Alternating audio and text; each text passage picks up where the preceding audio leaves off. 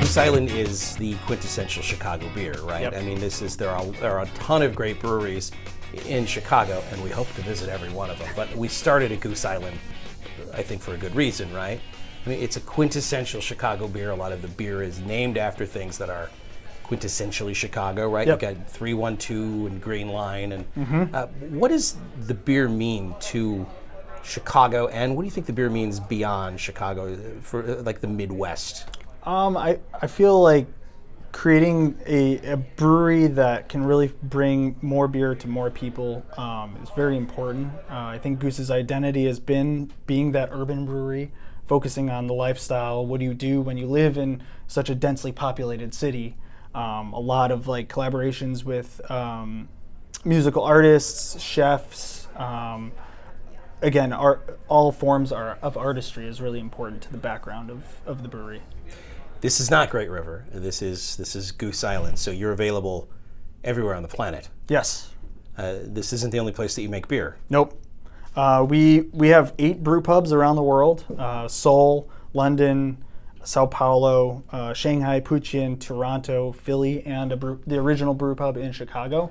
And then we're also cross-brewing it around the United States and globally. When you're brewing at that kind of volume and you're brewing at that many different locations, how do you keep the beer consistent? Again, focusing on quality. Quality is everything. So there's a lot of communication that has to happen. There's a lot of sensory that we have to run and make sure the beer is up to our standard. So you're constantly innovating here. Yep. How many different beers do you think you invent in the course of a year? It's got to be well over 100. That you are just developing it at some form of either research or finalized phase. How in the world can you make 100 beers in a year? Like that's... It takes a large team, right, for sure. We have well over 26, 30 brewers or so. And we have a pilot brewery that's absolutely crucial.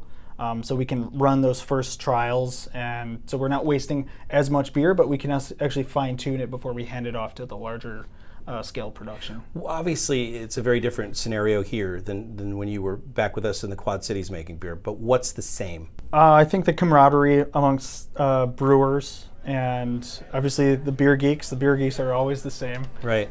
They love their beer, they love the variety, they love what's new. And then brewing is always the same. It's just how detailed you want to be about it.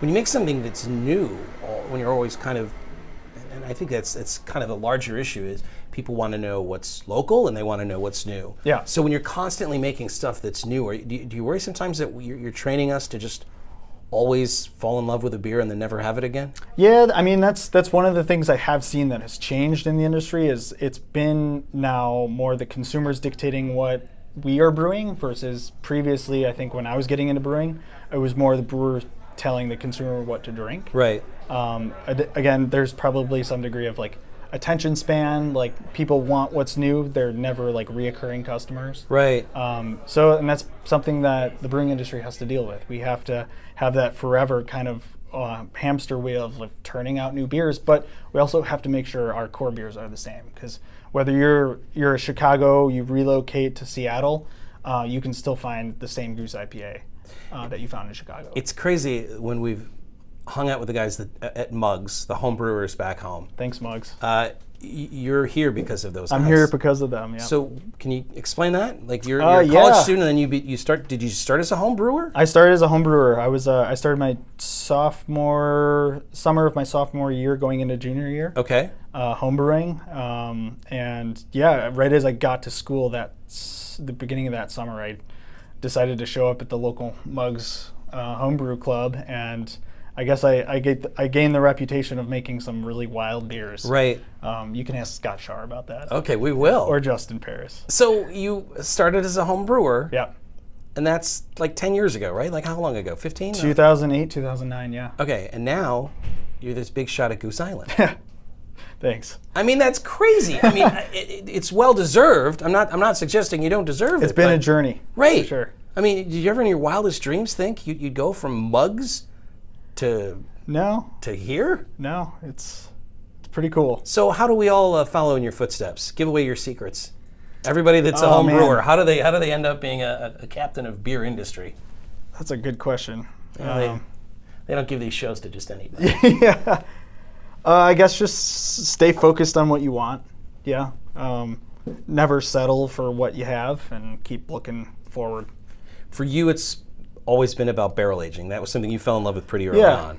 And yeah, I guess to that point, focus on your weaknesses. For a long time, I knew absolutely nothing about barrel aging, and what did I do? I tried to learn as much as possible. Right now, like before I got into this role that I'm currently have, I knew very little about recipe translation and quality, and cross brewing and engineering, and now I get to have a hand in that kind of thing. And it was a weakness of mine, and I'm trying to correct for that. Well, you mentioned learning. I'd like to learn more about barrel aging, and I'd like to learn more about how you make the great beer at Goose Island. Would you mind showing us around? Yeah, for sure. Let's go. All right. I gotta finish this first.